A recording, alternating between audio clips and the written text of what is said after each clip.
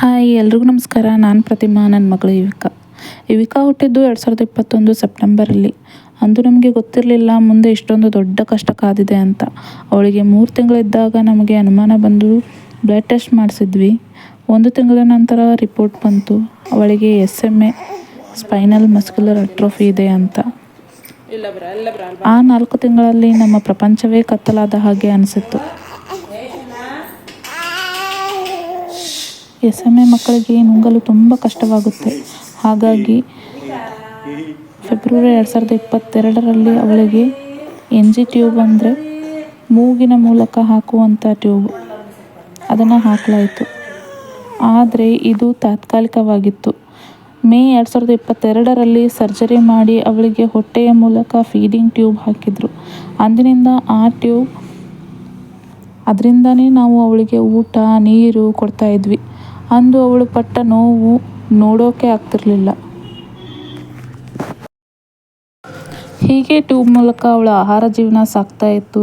ಹೀಗೆ ಒಂದಿನ ಅಂದರೆ 2024 ಜನವರಿಯಲ್ಲಿ ಒಂದು ದೊಡ್ಡ ಸವಾಲು ಎದುರಾಯಿತು. ಇವಿಕಾಳ ಆ ಫೀಡಿಂಗ್ ಟ್ಯೂಬ್ ಬದಲಾಯಿಸಬೇಕಿತ್ತು.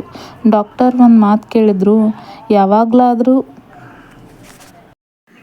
ಎಮರ್ಜೆನ್ಸಿನಲ್ಲಿ ಟ್ಯೂಬ್ ಕಿತ್ತು ಬಂದರೆ ಅಥವಾ ಸಮಸ್ಯೆ ಆದರೆ ನೀವೇ ಮನೆಯಲ್ಲಿ ಚೇಂಜ್ ಮಾಡೋಕ್ಕೆ ಕಲಿಬೇಕು. ಹಾಗಾಗಿ ಇವತ್ತು ನನ್ನ ಎದುರೇ ನೀವೇ ಈ ಟ್ಯೂಬ್ ಹಾಕಿ ಅಂದರು.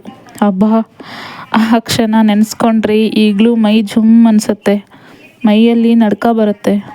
ಆಗ ಕೈ ನಡುಗ್ತಿತ್ತು, ಹೊಟ್ಟೆ ಚುರುಕ್ಕಂದಿತ್ತು, ಅಳು ಬರ್ತಾಯಿತ್ತು. ಎಷ್ಟು ಭಯ! ಆ ಭಯದ ನಡುವೆಯೇ ಒಬ್ಬ ತಾಯಿಯಾಗಿ ನಾನು ಗಟ್ಟಿಯಾಗಿ ನಿಲ್ಲಲೇಬೇಕಿತ್ತು. ಆ ಟ್ಯೂಬ್ ಬದಲಾಯಿಸೋದು ಅಂದರೆ ಅದು ಕೇವಲ ಪ್ಲಾಸ್ಟಿಕ್ ಪೈಪ್ ಅಲ್ಲ, ಅದು ನನ್ನ ಮಗಳ ಜೀವದ ಉಸಿರು ಅನ್ನೋದು ನನಗಷ್ಟೇ ಗೊತ್ತಿತ್ತು. ಆದರೆ ದೇವರ ದಯೆ ಮತ್ತು ಇವಿಕಾಳ ಛಲಕ್ಕೆ ಜಯ ಸಿಕ್ಕಿದೆ. 2025 ಮೇನಲ್ಲಿ ಡಾಕ್ಟರ್ ಒಂದು ಅದ್ಭುತವಾದಂಥ ಸುದ್ದಿ ನೀಡಿದರು. ಇವಿಕಾ ಈಗ ಬಾಯಿಯ ಮೂಲಕವೇ ಅಂದರೆ ಓರಲಿ ಆಹಾರ ತೆಗೆದುಕೊಳ್ತಾ ಇದ್ದಾಳೆ.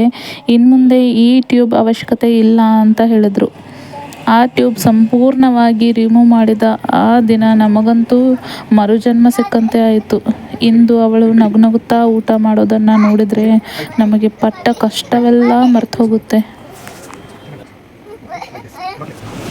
ಯಾವುದೇ ಕಷ್ಟವೂ ಖಾಯಮಲ್ಲ ಅಂತ ಇವತ್ತು ನಮಗೆ ಅರ್ಥವಾಗಿದೆ. ನನ್ನ ಕೈ ನಡುಗುತ್ತಿದ್ದ ಆ ದಿನದಿಂದ ಇವತ್ತು ಅವಳು ಬಾಯಲ್ಲಿ ಊಟ ಮಾಡುವ ದಿನದವರೆಗಿನ ಈ ಪಯಣ ಕೇವಲ ಇವಿಕಾಳದ್ದಲ್ಲ, ಇದು ನಮ್ಮಿಡೀ ಕುಟುಂಬದ ಹೋರಾಟ. ನಮ್ಮ ಇವಿಕಾನ್ ಮೇಲಿರುವಂಥ ನಿಮ್ಮ ಪ್ರೀತಿ, ಪ್ರಾರ್ಥನೆ ಯಾವಾಗಲೂ ಹೀಗೇ ಇರಲಿ. ಯಾವತ್ತೂ ಸೋಲಪ್ಪಬೇಡಿ. ಕಾಲ ಎಲ್ಲದಕ್ಕೂ ಉತ್ತರ ನೀಡುತ್ತೆ. ವಿಡಿಯೋ ಪೂರ್ತಿ ನೋಡಿದ್ದಕ್ಕಾಗಿ ಧನ್ಯವಾದಗಳು. ನಿಮ್ಮ ಪ್ರಾರ್ಥನೆ ಹೀಗೇ ಇರಲಿ. ಸೋಲಪ್ಪಬೇಡಿ. ಕಾಲ ಎಲ್ಲದಕ್ಕೂ ಉತ್ತರ ನೀಡುತ್ತೆ.